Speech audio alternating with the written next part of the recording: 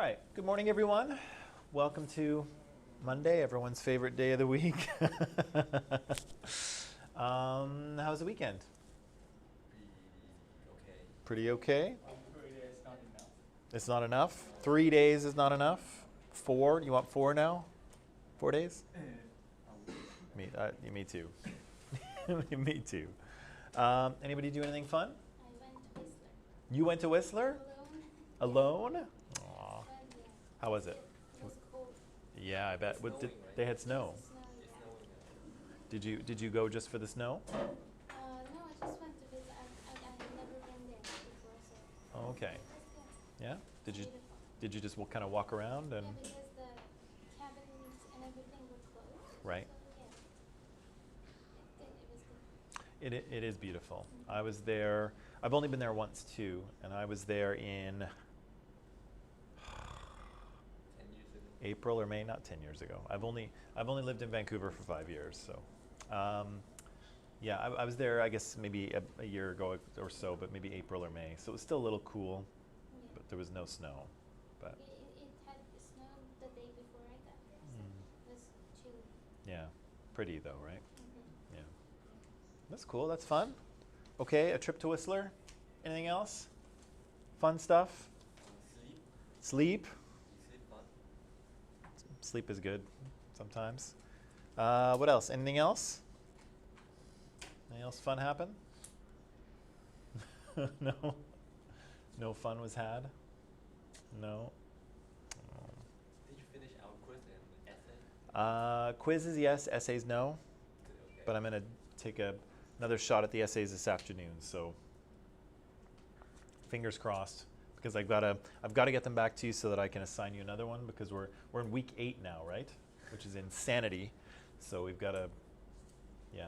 This term is going way too quick. This is 8. This is 8. We only have 4 or 5. Yeah, hasn't it gone really quickly? Yeah. I go down because Jake forgot. Sure. Oh, okay. Let's dive in here, people. Oh, I'm going to say hi to people who are here. So Sala's here. Good morning, Sala. And Clara's here. Hello, Clara. Daniel's here. Good evening to you, Daniel. I know it's late for you. Amy. Hello, Amy. Gabrielle is here. Hello, Gabrielle. Good evening to you. And Vicky's here. Hi, Vicky. And Adol's here. Hello to you. And Mike is here. Hello, Mike. Okay. So on Thursday, aren't I more professional now after my professional development? Can you tell? Yes, thank you. Yes, it worked. 10 out of 10. It worked. I've been professionalized. We were talking about messages of sexism in music videos, right? And so as an example, of course, there's a lot of music out there. Some of it may contain sexist messages, some of it may not. So not everything applies to this, but we looked at one particular song, pop song, Seven Rings by Ariana Grande, right? And what's that? Yeah, I saw that.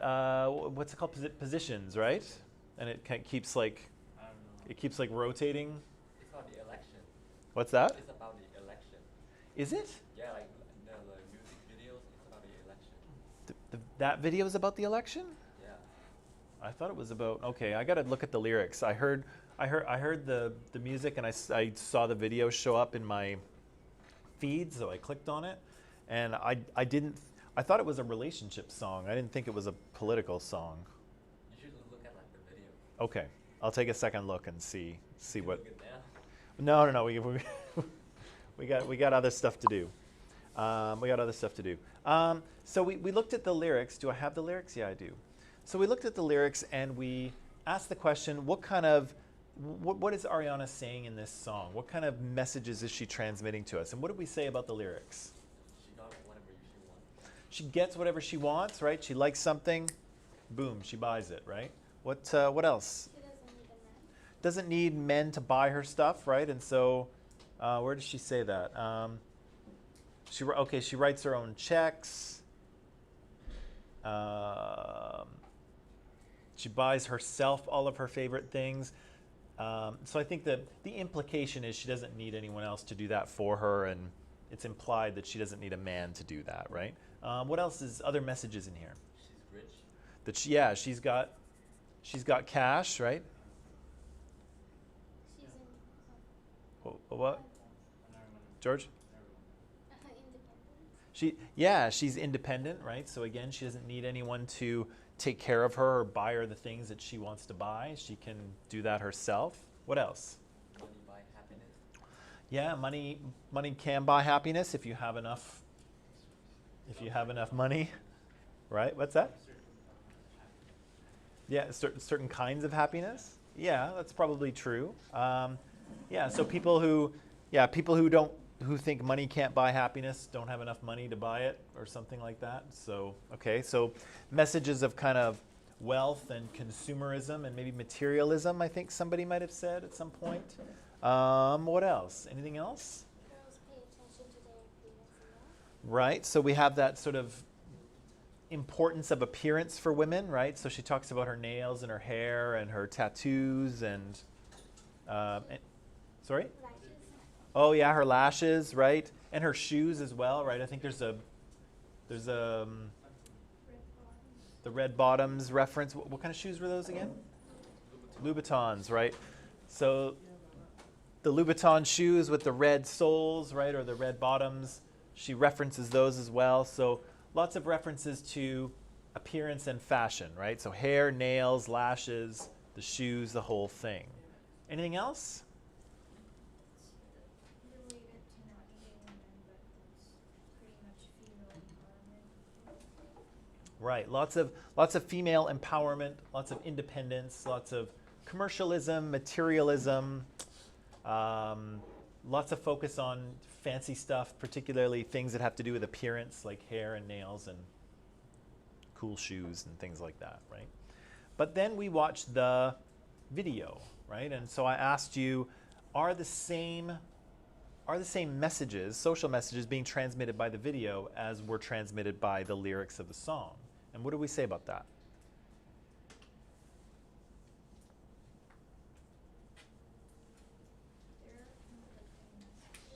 There are conflicting messages. Okay, so in what way?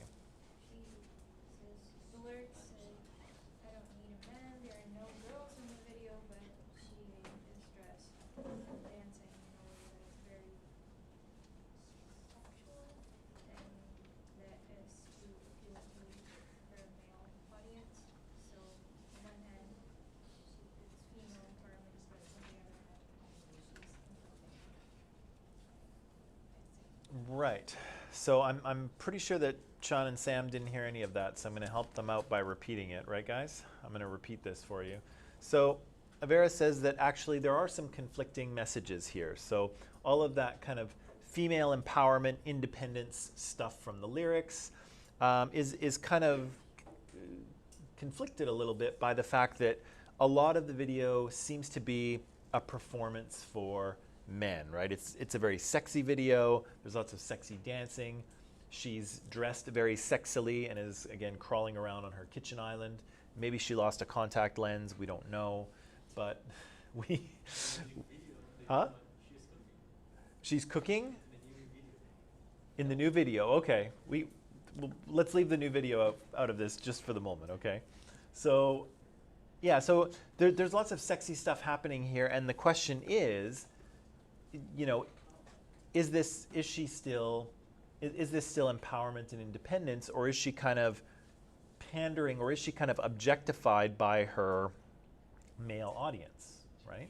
What else did we say about messages in the video versus messages in the lyrics?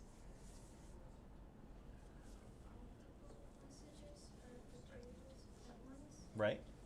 She may or may not know what she's portraying, and that is absorbed by all of her audiences, and she has young followers and fans, so they absorb all of it, not just the pink and sparkly side of it, also the essential parts. Right. So I don't think George and Chan heard what you said again. So fortunately, I'm here to help out. So Avera, you said that there's multiple social messages being transmitted at the same time, right? And so we said that she has, let's say 3 demographics. She has 3 audiences, right? She has like young girls, like maybe 7, 8, 9-year-old girls she's got sort of teenage girls and young women, and then she's got guys, right? And so she's got kind of three demographics, three groups that she's trying to appeal to. And remember, we should think of this video as an advertisement, right? Because this is an ad for her song, right? Buy her album, buy her music on iTunes or wherever. This video is it's a commercial for the song, right? And so it's very carefully crafted. What's there for the young girls? What are young girls gonna like about seeing the video? What's that? The clothes, right? So she's dressed in a very kind of pretty way. What else? How old are they again? You said? The what? How old are they again? They don't get that you said 7? Yeah, young girls, What this? little girls. Yeah, The the colors. colors. I mean, the people who might watch. Yeah. So okay. So there's lots of pink, right? Far more pink than like mature women wear. There's a lot of pink here. She's dressed very pretty. She looks like a little fairy princess in a way. What else might young girls like about this? Sparkles, glitter, jewelry. Young girls don't care too much about cash. Little kid watch this show. They do. Really? Yeah, of course they do. Maybe her singing, right? So girls might like the song and might want to sing along with it and see her as a singer and a role model. What's that? Well, yeah. Yeah, well, it depends on the kid and the parents, but in some cases that's true, right? So there's something there for young women. What's there for young girls? What's there for young women? What might young women like about this? Independent. They might like the idea of independence, right? And having cash, which I think we all like that idea of having some money, right? What else? They don't have to cook in the kitchen. Yeah, there's no cooking going on in that kitchen for sure. Actually, are those takeout boxes in the back? Yep. Okay, so she's not cooking at all. She's ordering Chinese takeout, it looks like. What other things might resonate for young women here? Teenagers, older teenagers, or young women? The long hair.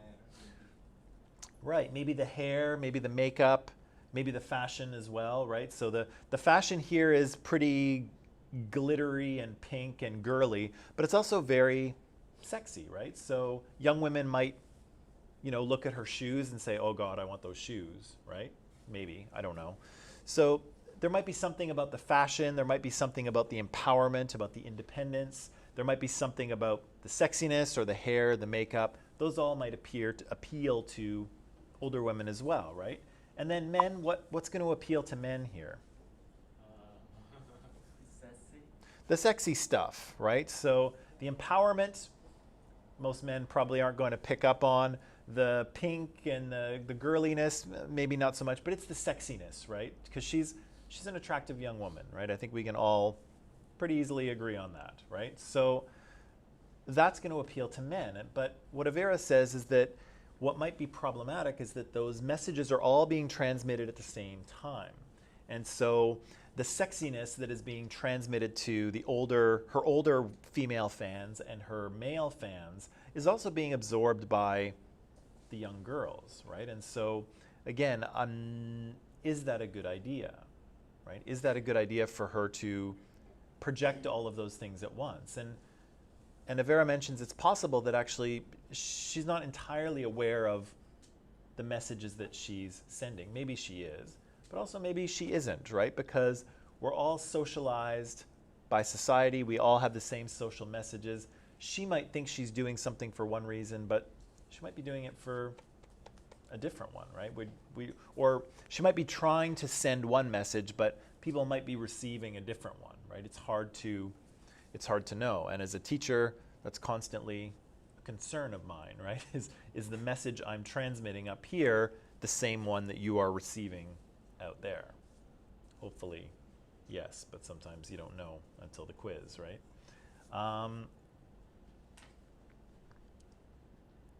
The last thing I think we ended on with this video, and I think was an open question. Oh, and Gabrielle said being successful might resonate with her older female fans as well, right? the last question we said is that is this, how should we see this video for her? Is this empowering for her? Is this using her wealth and her good looks and her sexuality to express who she is? Or is she being objectified here? Is she kind of putting on a sexual performance just in order to be successful? What's happening here? The second one. The second one? Yeah, if she doesn't make videos like this, she might receive less followers, and they might be the male genders. Right. The male gender, so yeah.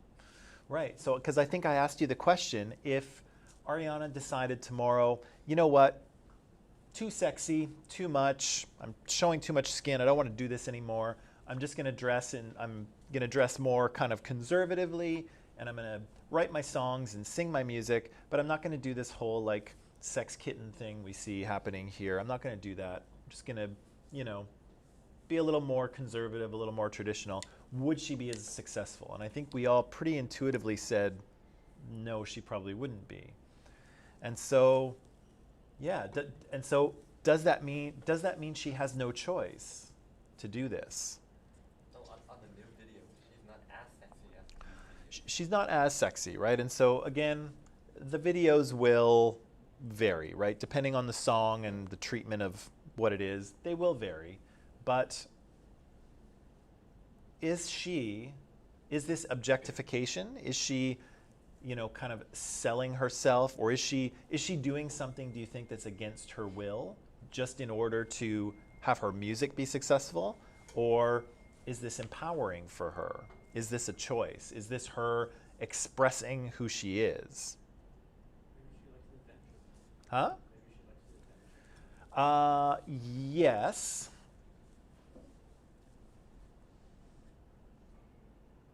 I don't know. What do you think? Do you think she likes it? What do you mean by both? I think to a certain extent, she doesn't. You do have a choice. It's just, are you willing to do it or not? Like, you don't see Celine Dion coming out and, No, nobody online can see the gesture that was just used, but okay. So Celine Dion does not crawl around on kitchen islands with little sexy cat ears on, right? Celine Dion does not do that. Okay. it's the image you want to portray. Like, I'm pretty sure she got a choice when she started out. When you come out as a celebrity, debut, or whatever it is, you kind of have to figure out what your persona is. If you're the crazy girl, then you do crazy weird things, sing weird stuff. If you're, I think to a certain extent she chooses to be like that, but at the same time, I'm not sure if how much of it is what she's willing to do. So she said, okay, I choose this persona, but maybe her manager tells her, okay, this is not enough, we need to do more. You never know where the line is. So on one hand, it's, yeah, she probably chose it, but on the other hand, after a while, it probably is just pandering to her audience that she got based off the persona she chose, if that makes sense. Yeah. So she probably, there's probably a certain amount of image that had to be decided on for her, right? So of course, image is a big part of musicians' brand, especially for pop stars. So here she's gone with, sex kitten kind of thing. But again, is she freely making a choice? Is her manager encouraging her to go in this direction? Is her record label encouraging her to go in this direction? Because this video, who do you think paid for this video? Ariana? No. I know she wants it and she got it and she's got a, American Express black card and I know all that, but she didn't pay for this video, right? Her record company paid for it. And so do you think they let her do just whatever she wants? Probably not, right? If they're paying the bills and they're promoting her music, there's probably a certain expectation of what the video is going to be. And if it's just her sitting there in her sweatpants singing into a microphone, the record company is going to say, nope, that's not going to sell, Ariana. This is what we need from you. You know, we need the sex kitten thing. And so, again, is it entirely her choice to appear like this? And why do no male pop stars appear like this? Why is The Weeknd not dressed in a skimpy little thing crawling around his kitchen island looking for his contact lens? I don't think that's convenient for us. It's not convenient for, I don't think it's convenient for Ariana. She is very impractically dressed. She has very high heels on. This is not a convenient thing to do. But why not? Bruno Mars doesn't have to crawl around in his underwear. Because it's not normal. Because we haven't. It's normal for girls to wear dresses and high heels, and again, it's not normal for guys to. Yeah. Definitely not. But would you say, let's use Bruno Mars. We all know who Bruno Mars is, right? Okay. Does Bruno have to rely on his sexuality to sell his music to the same degree that maybe Ariana does? He's a good-looking guy, right? Bruno's a sexy-looking guy. Okay, well, maybe there's some personal preference here. He's a good-looking guy, right? He's very talented. I think we can agree. I think he's cool as anything. But does he have to rely on his sexuality to sell his music? Probably not so much. Is that because he's far more talented than Ariana? Probably not. He's super talented, but as is Ariana. So why does Bruno not have to worry about his sexuality so much? And why does Ariana have to, continually kind of turn up the sexy all the time?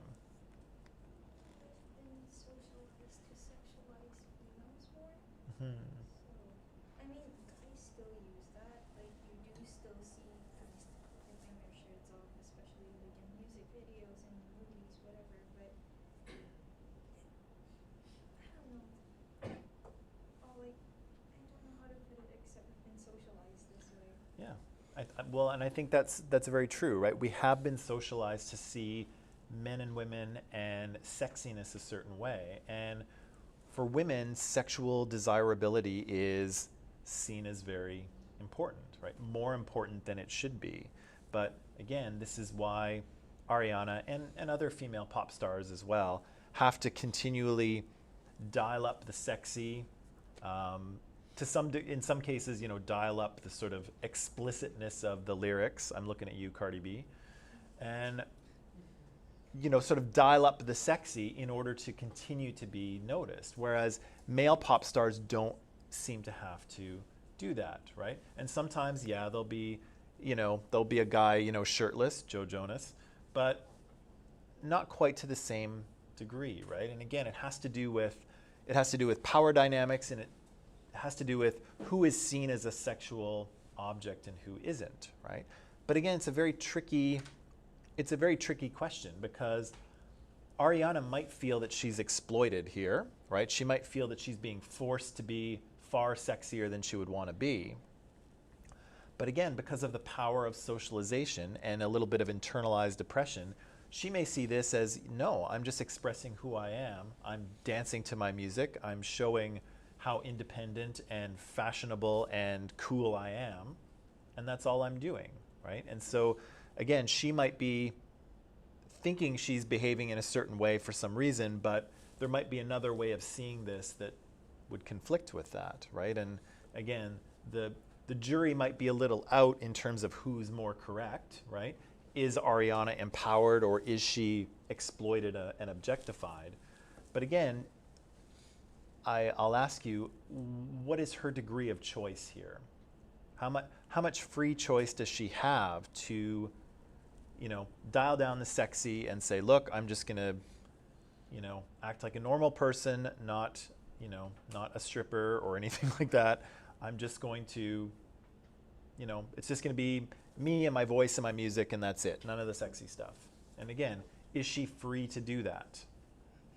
Even male singers use women in their music. Right, and we could probably bring that piece of evidence into this argument too, is that often there are women brought into brought into male music videos or male artists' music videos to sort of bring the sexy, right? I'm looking at you, Robin Thicke and Pharrell. So,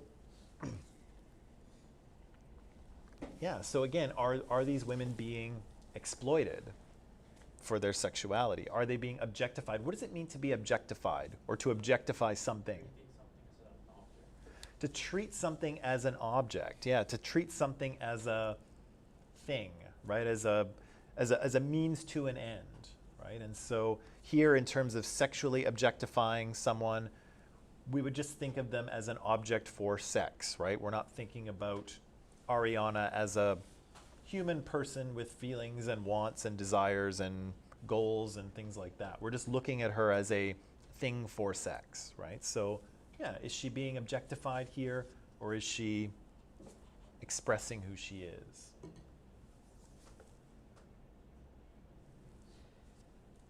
hard to say.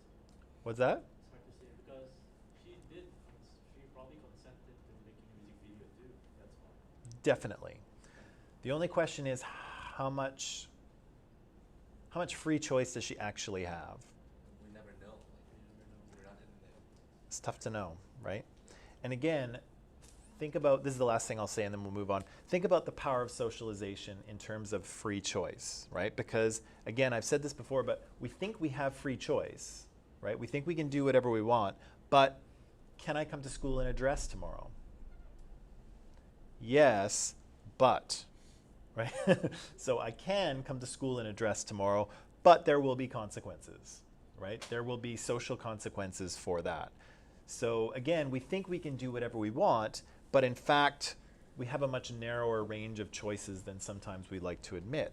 And for Ariana, yeah, maybe Ariana can present herself however she wants, right? She can craft her image however she wants. But what really are her choices, right?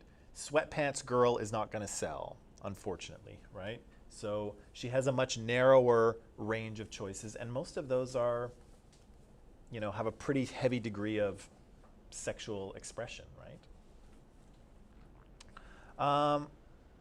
Right. So let me just cap this off and then we'll move on to something a little bit different, but connected. So again, many of these music videos increasingly are kind of blurring the lines between kind of music and popular culture and pornography, really. And so lots of the stuff you see in music videos today are kind of borrowed from the world of porn, strangely enough. And so porn, again, used to be a separate world, but now it's starting to kind of blur and blend together.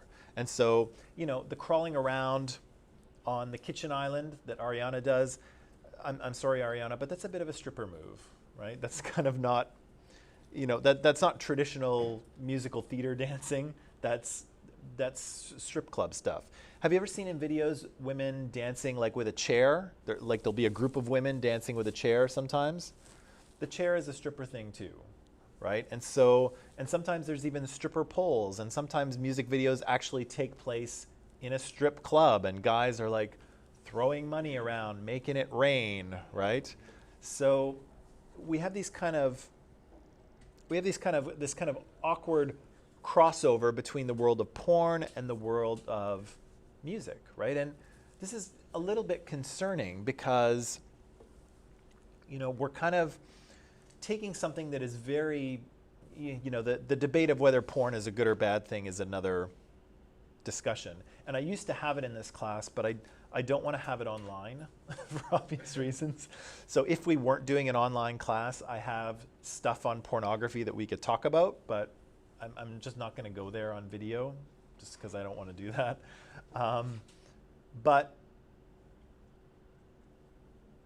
you know, we're kind of borrowing from something that is very heavily for the adult world, and we're blending it with something that is very much for younger people, right? And pop music is something that young people listen to, teenagers listen to, that even kids listen to, right? And so is it a good idea to have all of these kind of messages about men and women and sex and sexuality injected into this music that is available and is marketed to very young people? And again, are the messages that are going into these things, are these what we want to be teaching young people? And again, we don't have to answer that question, but I do want you to think about it, right? Because again, a lot of those messages go in just to get people to watch, right? And so, as I said, you know, particularly a little more so with hip hop than with kind of strictly pop music, but the sort of level of sexy is being turned up all the time, right? And so, are those messages ones that we want to be transmitting to young people? And what are those messages? Right? I think it's worth asking that question.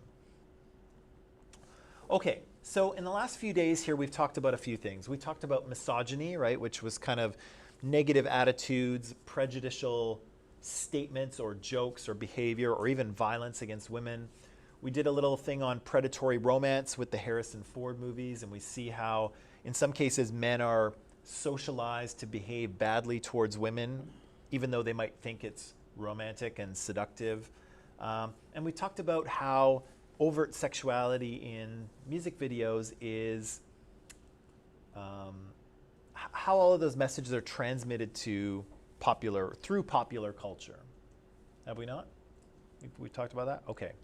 So a lot of those things are, like I said, a very deep part of human culture, right? And so ideas about what men and women are, about what sexual behavior is, about who's allowed to have sex with whom, about, you know, what's acceptable and what's not. All of those things are kind of deeply held in cultural values, right? So they're not on the surface, they're very deep. And so people will often have kind of very strong beliefs about those things.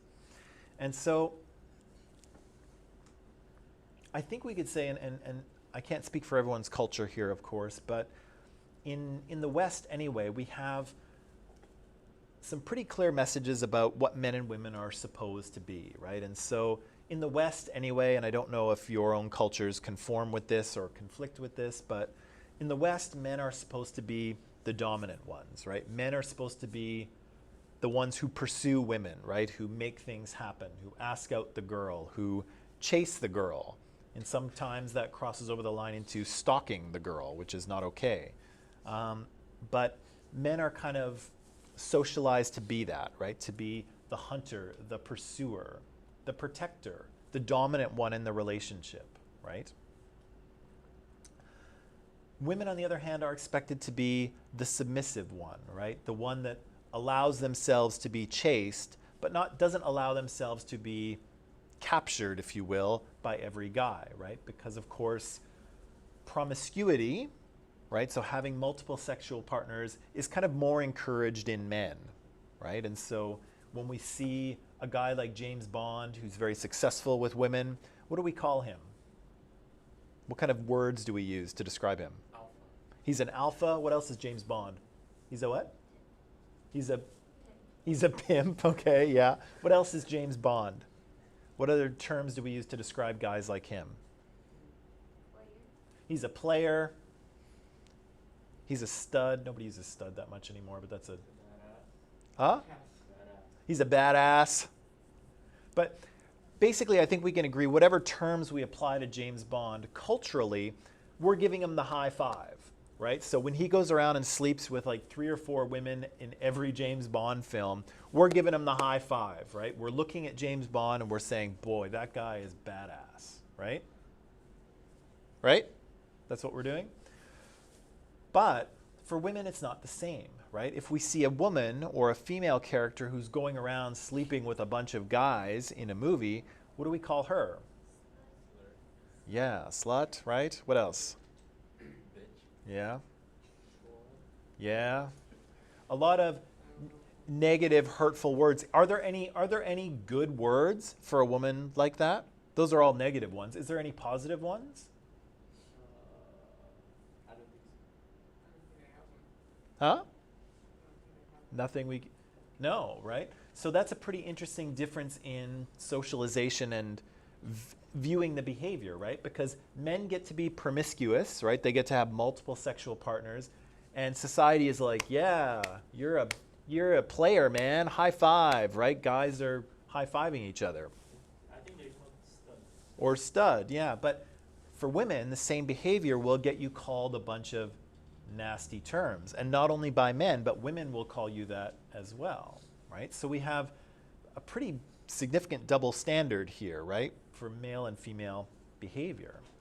And so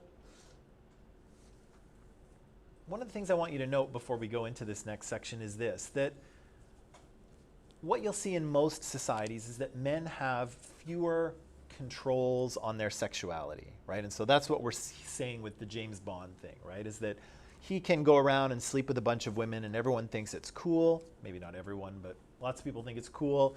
But for women, it's not the same, right? They have much more strict controls on their sexuality, and if they violate those rules, there are often more strict punishments, right? And so why do you think that is? Why the double standard? Why is it that way? Why do men get away with more in this case? They're in the dominant group. We are in the dominant group, right? What else? Why else do you think there's this double standard that exists between men and women? Would you say on average that that men and women's sex drive is the same? No, men is more. Men is more? Yeah. What do you think? I'm seeing a face over here. I think it's just girls are just better at hiding it. Okay, so it's the same, but, well, better at hiding it, or maybe socialized, right? Is it okay for men to act in a sexual way, but women have to keep that more hidden, more under wraps, right? What do you think? Do you think on average men and women's sex drive is the same? Men is higher. What's that? Men is higher. Men is higher? Who thinks men are higher? Higher sex drive? What do you mean by sex drive? Like desire to have sex. Yeah, no. Yeah. Men? Yeah. Interesting. Interesting. Does anyone think it's the opposite? Does anyone think women have a higher drive on average? Of course, everyone's a little different, but I think it's you think it's men? Okay. Like other movies, always the men who ask the girl to have sex, not the other way. Right. The man is always the seducer, right? He's always the dominant one, more often anyway.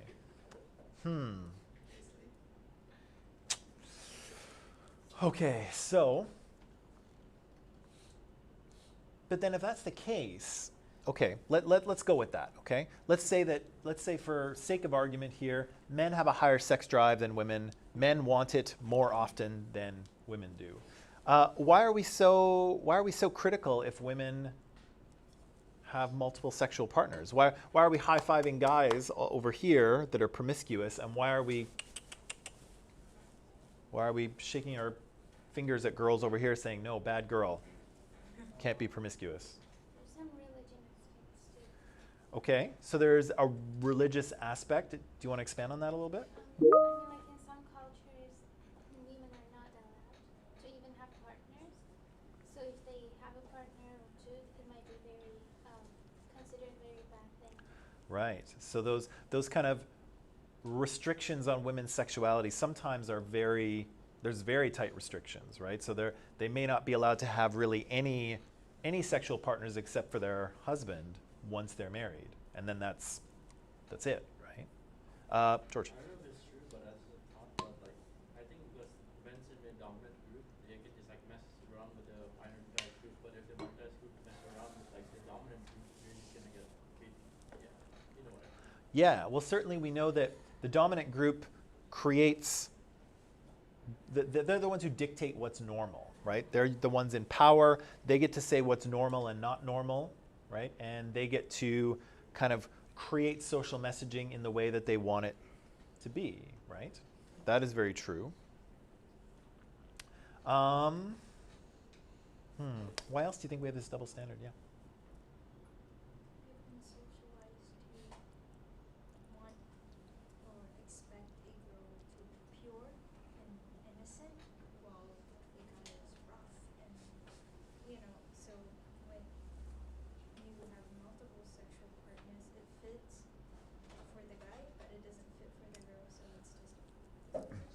Right. So there's a desire or an importance given to women being pure, right? So in terms of purity, you know, if you are a virgin, if you haven't had sex before, you are pure, right? And then somehow after you have had sex, somehow you are not pure or whatever, right? But that's the idea, right? But for some reason, for men, this purity thing isn't.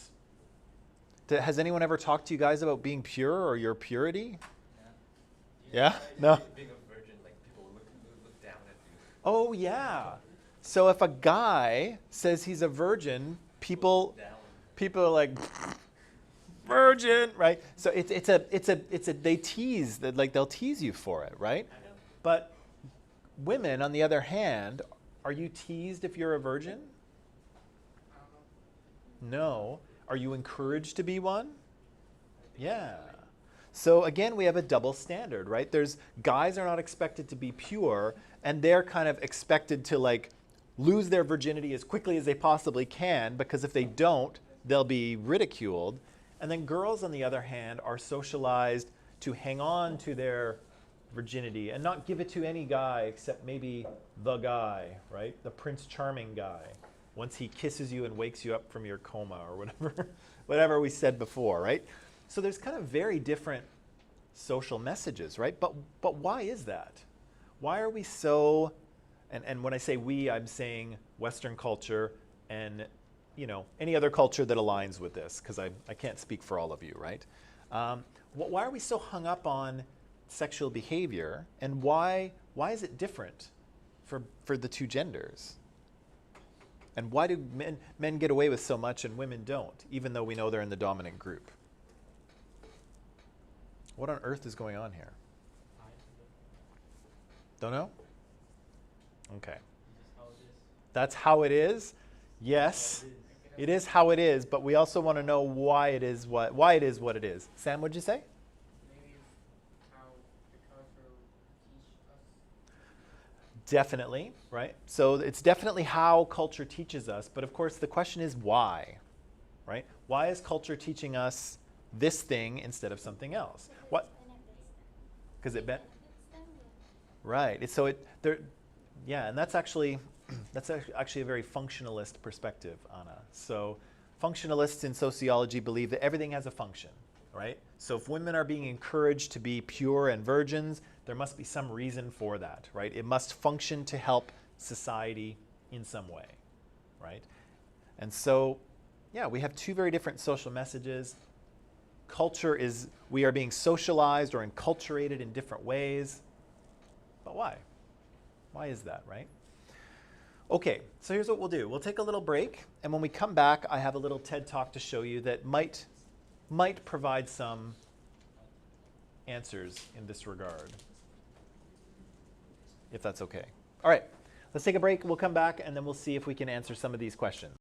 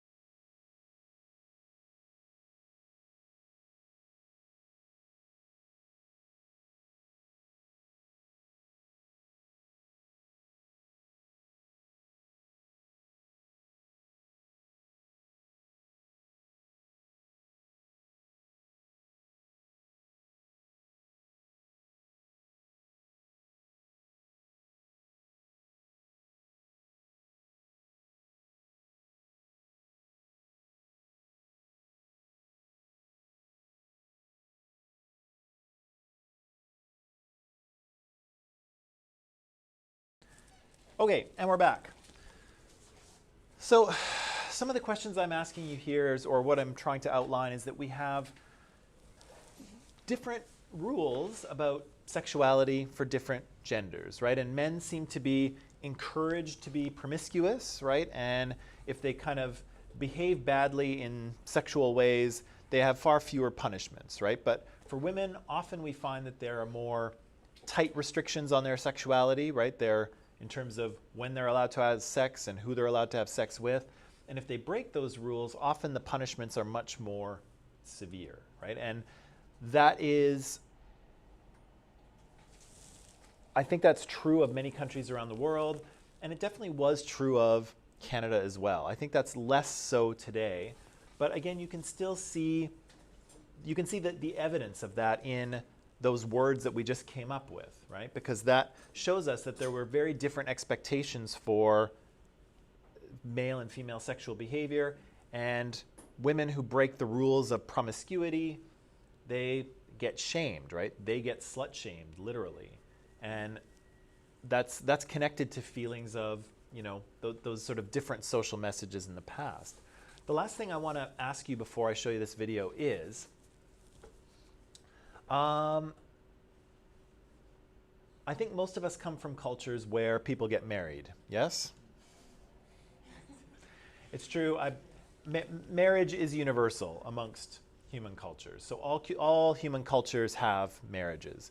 What those marriages look like are often very different, but marriage seems to be a cultural universal.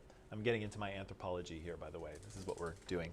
So do you think that that's a biological thing, that men and women kind of pair together and stay together for a long time and raise children? Do you think it's a biological thing, or do you think that's a cultural thing?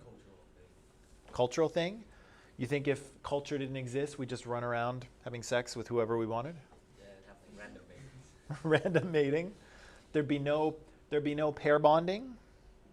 Because some animals do, right? Have you seen the geese, the Canada geese, that are wandering around here all the time and flying around, honking? Have you seen those? The jacket. Yeah, like the jacket. Canadian goose. Yeah, the Canada goose. So there's a bunch of them that live around here. Sometimes they walk across the road and block traffic. Those geese are pair bonders. And so a male and female goose will bond together, and they'll stay together for years and years and years. And so they're effectively biologically married, if you will.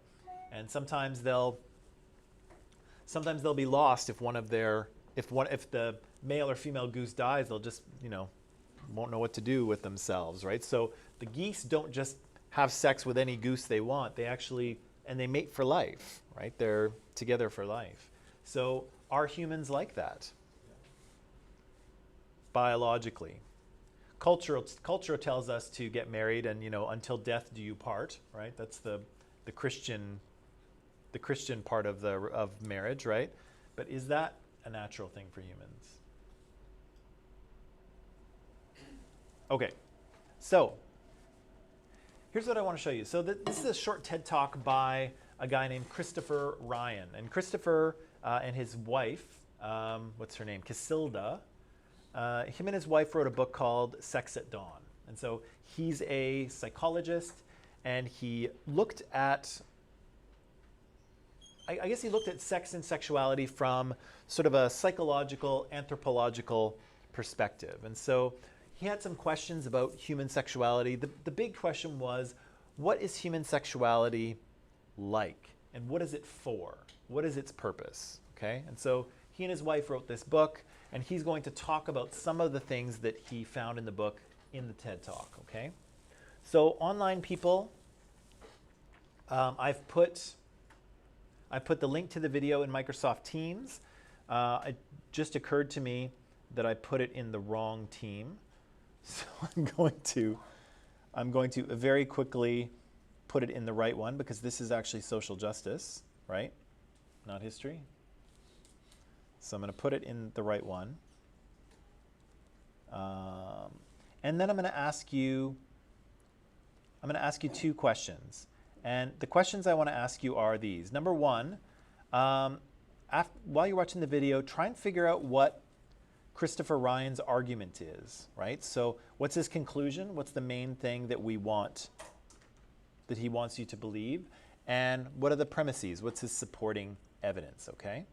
So I want you to figure out what Christopher Ryan's argument is. I'm just going to delete this post in history so people aren't completely confused by it. So what is Christopher Ryan's argument is the first question. And the second question is, the question that we're trying to answer here is, why do we have a double standard? Why are the expectations of sexual behavior for men different than that from women? And why is it more restrictive for women? Okay. Although I think the answer to that question will be Christopher Ryan's argument, but let's just see how it goes. Cool? Okay. So online people, I'm going to turn you loose to watch the video. The link to the video is in Microsoft Teams. So we'll see you back here right after the video.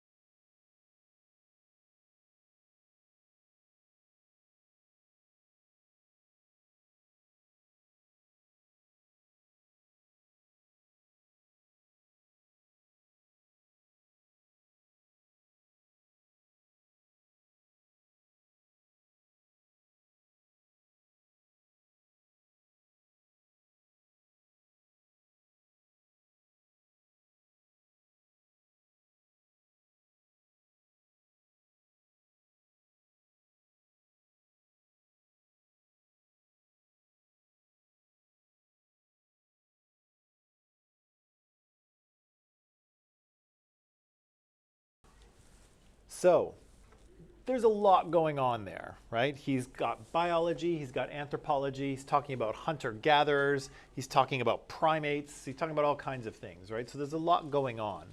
Now, when I asked you before, I just want to make sure goes up on the screen because Daniel put some work into typing here. I'd asked you why we have this double standard between men and women. And so Daniel suggested here maybe historically men are known to be the ones who protect or hurt women. And so because back in the old days there was more discrimination between men and women, and therefore men tend not to care what women think about men. Actually, we do, but that's okay. Because they act superior, and even though there are more women in this world, but in time these things change. And there's a lot of movements empowering women, so they are considered equals by men. Those are all true things. Okay, so what's he talking about here? What's Christopher Ryan trying to tell us about human beings? Number one, we're primates, right? We are all apes. You're all apes, as am I. Sorry. What else is he trying to tell us? We are an animal that can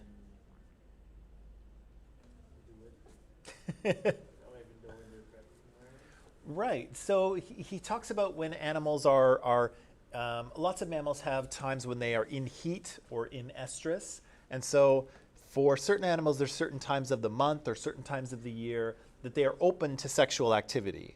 But then for the rest of those times, females, there's no sex. Females aren't interested in sex. Males aren't interested in sex. Nothing happens. It's only during certain times of the month or certain times of the year that female mammals are available for sexual activity. But he says with human females, they are available basically all month, right? There's no particular time that female humans are in heat or in estrus, right? They're available for sexual activity all the way through. So that's weird, right? For the animal kingdom, almost no animals are like that, right? He said that chimps and bonobos are, they have sex throughout more of their cycle, but almost no animals are free for sexual activity all the time. That's weird for an animal to do that. What else?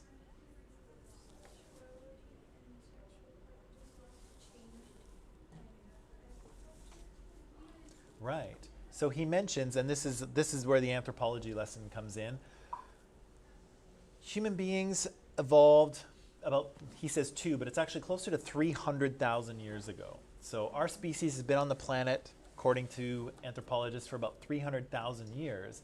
And for most of that time, we were hunter-gatherers. So we didn't grow any food. We didn't keep any animals, except for dogs. We had dogs, but not to eat, to help us. Huh? Yes, they do.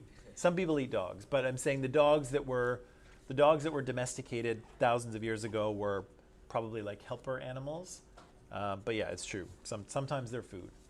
So about 3,000 or 300,000 years ago, we have been on this planet.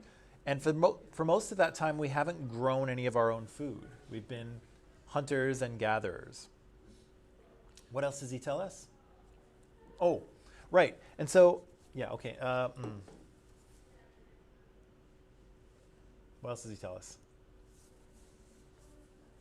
There's so much in here, gosh.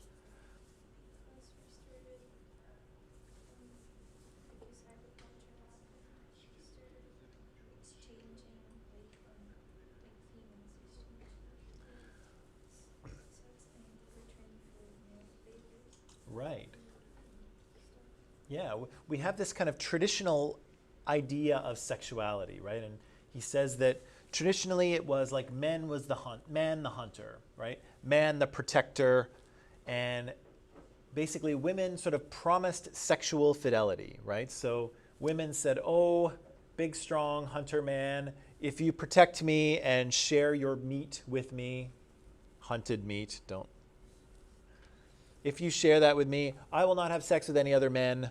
I will just have your children and that's it, right? So that's the traditional narrative, right? The standard narrative, the traditional story of human sexuality, right? Men have property, men have status, men have protection, men have food, and they exchange that to women for the promise of sexual fidelity, right? The women promise to stay with them and not have sex with any other guys, right? Does it still work? Well, is it our biological reality? Is that what we're biologically wired to do? According to him, no, right? He says that's an artifact of agriculture. And in fact, prior to agriculture, what was our sexuality like?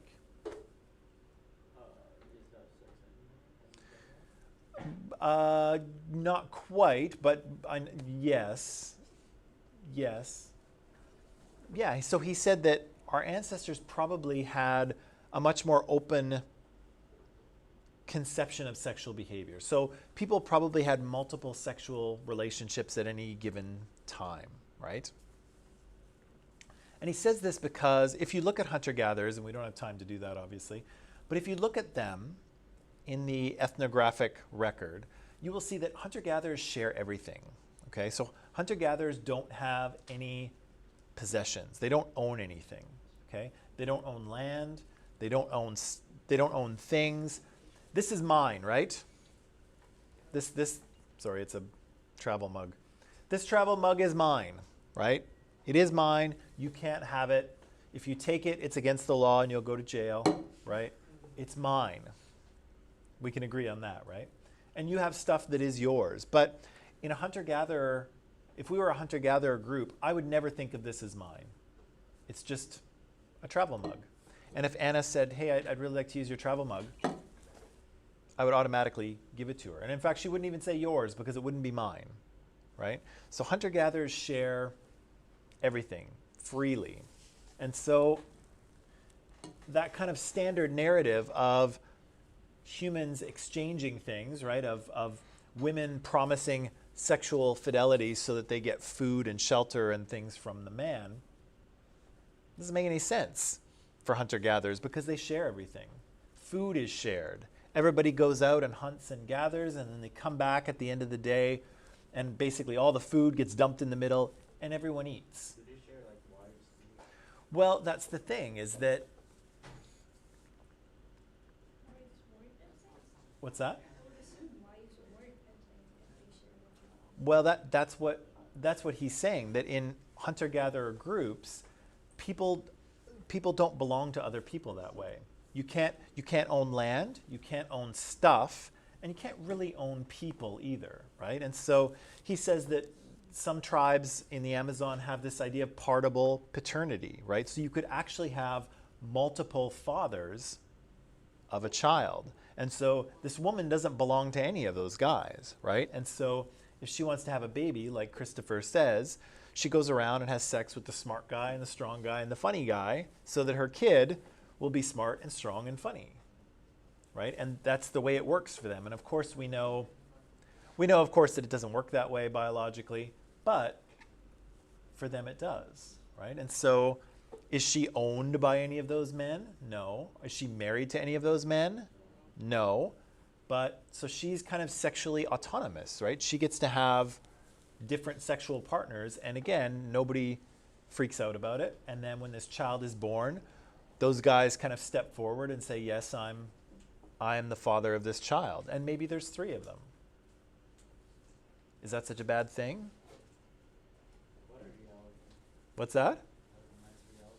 Well, yeah, to have 3 dads, that can't be a bad thing, right? If you had a good dad, then multiply that by 3, and if you have a questionable dad, then maybe the other 2 will be better. I'm sorry. But either way, that's not necessarily a bad thing, right? What else is he talking about in here?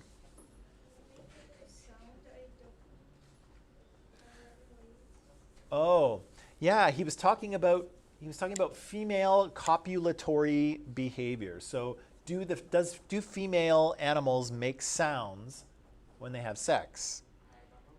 Well, Christopher Ryan does because he creeped around and watched a bunch of primates having sex, and he discovered that some do and some don't, right? And so, did you pick up on that? Why do you think some female primates make a lot of noise when they have sex? What's the point of that? Yeah, to express pleasure, but also, what does it do when these female chimpanzees are hooting and hollering when they're having sex? What does that do? Alerts people, Yeah. Who people? the other monkeys. The other monkeys? Probably the other males, right? Because that chimpanzee, that female chimpanzee, isn't just going to mate with one male chimpanzee. She's going to mate with like 5 or 6 or 8 or 10 different chimpanzees in that period, right? So that behavior, that making a lot of noise, is actually saying, hey, other chimpanzees, come on over, right? So, right. So he's saying that, so he points that out, right? What else does he tell us?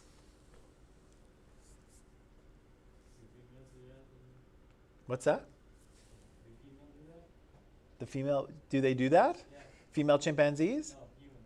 Female humans? Well, that was his first question, right? He said, how many of you have heard a heterosexual couple having sex? How many of you heard the woman making more noise than the man? And so lots of people put their hand up. And then how many heard the man making more noise than the woman? And basically nobody put their hand up except that the one guy, right? Yeah, you doesn't know. So yeah, so he's basically saying that chimpanzees are that type of ape, but also humans maybe are that type of ape as well. What else is he saying? Oh, Gabrielle says he also says that monogamy, so mono is one, and gammas is type. I forget what the Latin is. Monogamy is being married to one person, right? Or being involved with one person. So he says monogamy is a socialized concept, and that some cultures don't practice it, and that is true, right? He points out the Mosuo people in southern China, they are, again, they're sexually autonomous. They have sex with whoever they want. It's not a big deal, right? Nobody cares, like he says, if women have a bunch of different sexual partners, it's not a thing, there's no stigma, nobody cares, nobody gossips, it's all fine, right? What else? What else do we hear? There was a primate thing, there was a hunter-gatherer thing. What did he say? He said something at the end. He said, what did he say? He said he hoped that his work meant that men wouldn't feel that they had some right to monitor and control women's sexual behavior, right? He said that. And then he also said that women's sexuality had become conflated with property rights. You remember him saying that? What does conflated mean? In a way, yeah, like combined in so that you couldn't tell the two apart. Yeah, so to conflate something is like to collapse it, to have it like combined where you can't tell it apart anymore.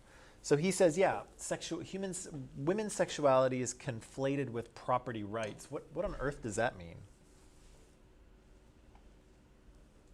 Like they combine, like women have been treated like angels, that they can be that. Right. So he's saying that, well, and in some cases, women have been property and continue to be property, right? They are things to be owned. What else did he say? What was those sound symbols? Yeah, that was that female copulatory behavior thing. So the little musical notes, do I have a? Yeah, I do have it. The little musical notes there, those are the species of ape that the females make noise when they have sex. And so we've got humans there, we've got bonobos there, we've got chimpanzees there, and the other ones don't. Right? So gorilla females don't make any noise, orangutans don't make any noise, gibbons don't make any noise. But of course, what's the difference is that those other three they have different sexual behavior than these other apes do, right? Gorillas, do you know how gorillas arrange their societies, males and females? How's it work? Anybody know anything about gorillas? No? Gorillas have harems, right? So there's one big male, and he has a harem of females and tries to control them, right? So he keeps them, he makes sure no other males have sex with his females, and if other males try to do that, he will attack them and drive them off, right? Orangutans, and gibbons, they actually do pair bond. So a male and a female gibbon or orang will kind of mate for life, which is sweet, right? Aw. But Christopher Ryan is saying these other primates are not like that, right? So us and chimpanzees and bonobos. Bonobos look almost like a chimpanzee. They're hard to tell apart. I think I've got there's a bonobo. So chimps and bonobos and humans are broadly similar in this way, right? Those other apes, gorillas and orangs and gibbons, they're kind of different. Okay. We kind of both have the same. Do we look the same? Is there a resemblance? Because he and I probably share at least 99% of our DNA. So what's the 1%? That's the part that makes all the difference. That's why there's not a furry primate. Well, I guess there is a furry primate sitting in front of you, but that's why there's not that furry primate sitting in front of you. What do you think his argument is? What do you think his conclusion is, Christopher Ryan? What does he want us to believe? The main thing he wants us to believe.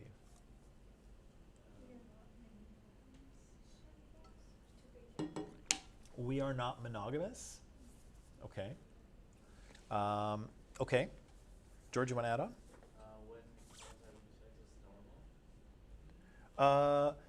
Yeah, I think that's part of it. He certainly wants to normalize human sexual behavior, right? Sexuality is very similar to the bonobos and chimps. So, and he provides evidence. So his conclusion is that their sexuality is this way. So that's probably ours as well. Right. So he's made a statement about the sexual behavior of these primates, and he says that ours is the same, right? And so I think he kind of sums it up best when he has that quote, and he says that humans' sexual behavior, our evolved sexuality, our sexual behavior is first a means of creating and maintaining complex social relationships, right? Really only second is it a way for us to reproduce. Right? So he says the way our sexuality works, our ability to, for women to have sex throughout their menstrual cycle, that's not about reproduction. That's not about having babies to continue the species. That's not what it's about. He says that our sexual behavior for humans is about maintaining social relationships, right? It's about connecting and cooperating with other humans, right? And so why should we believe that? Why should we believe that sex is about maintaining social relationships in humans? What's his evidence? His first evidence is the primates, right? So he says that some primates are like this. They're pair bonding primates. Some primates are, have lots of sex with different animals in the group, right? So they're promiscuous. And if you look at our behavior, you'll see that we're more like the promiscuous primates. We're not like the monogamous primates. That's not who we are. We're kind of more like this. What's the second line of evidence? The hunter-gatherer thing, right? So the traditional narrative told us that women needed men to provide them with shelter and food and protection, and so they promised not to have sex with any other guys so that men would give them those things. But in a hunter-gatherer culture, does it work that way? No, everybody shares everything. So you don't have to do anything for a man to get food. And actually, as it turns out, women actually provide often more of the food for hunter-gatherers anyway because they're out gathering. Hunting, if you've ever been, sometimes you're successful and sometimes you're not. So women are kind of the ones that are feeding the group more consistently than men. So women don't need a man in order to be fed in a hunter-gatherer group because they're often the ones providing food that they've gathered anyway. So second line of evidence is hunter-gatherers. That standard narrative doesn't work anymore. Doesn't work because all of our anthropological evidence shows us that women don't need that stuff from men until people start farming, right? Which is about 12,000 years ago, by the way, which is not long. Anything else? Other lines of evidence? The fact that there are tribes or other cultures that are able to function and live without monogamy. Right.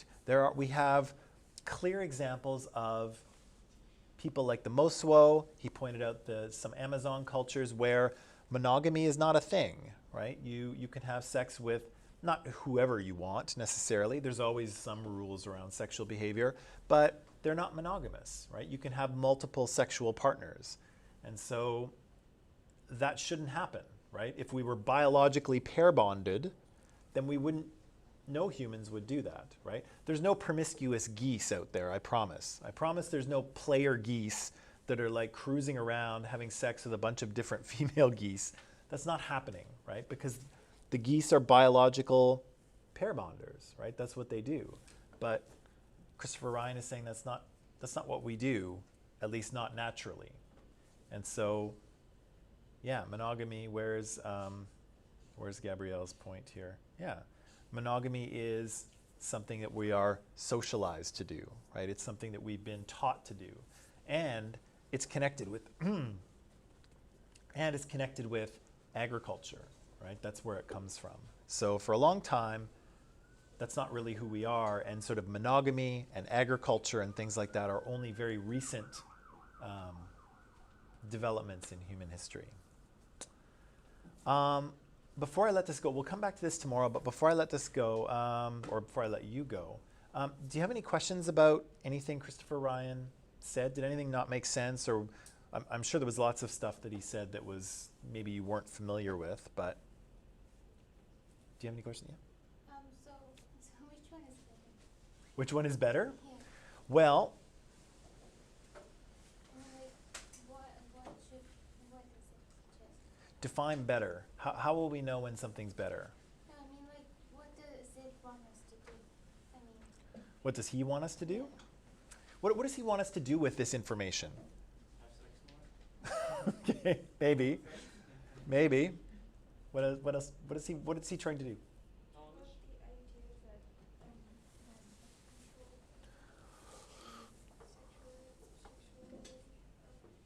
Right. So he's hoping in part that his research will convince men that they don't have the right to control women's sexual behavior. That was part of it, and we'll come back to that tomorrow for sure.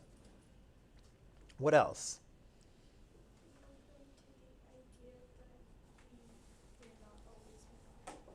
Right. Because in large part our society is based on marriage, right? You're supposed to, yes, you can date, but you're supposed to get married eventually. And then once you do, there's supposed to be no sexual activity outside of that marriage, right? But I think if we look at the stats, we see that lots of people cheat, right? Lots of people cheat on their husbands or their wives. And of course that's wrong, right? Because you promised not to, and then you go and do that. But Christopher Ryan is saying, that biologically speaking, we are wired to have sex with multiple people. And so if we choose to be monogamous, that's okay, but also know that you're not biologically wired that way, right? And so, because it puts a lot of stress when people think that they're biologically supposed to be that way, and yet they, their eyes kind of stray, right? They start looking at other people. And so it makes people feel awful because they feel like there's something wrong with them. And Christopher's saying, there's nothing wrong with you. You're wired that way as a human primate. You are wired to find multiple people attractive. But of course, if you promise to be faithful to someone, you should be, right? That's a different thing. But he's saying that there's a possibility that our biological wiring and our socialized behavior are in conflict, right? Our society is telling us that, you'll find the one and you'll marry them and you'll be happy ever after with them and you'll never want to have sex with anyone else again. But Christopher's saying, yeah, but your biology is probably telling you something different. So you should be ready for that, right? You should be ready for the fact that your bacon will still smell good. Even after you've chosen to be a vegetarian, bacon will continue to smell good. That's what he's kind of saying, right? Okay, there's more to talk about there, but we don't have time. So that's all for today. Good work today. I'll see you all tomorrow. Good work online, people. Yes, that's it. I'll see you tomorrow. Chris back. Oh, yeah, okay.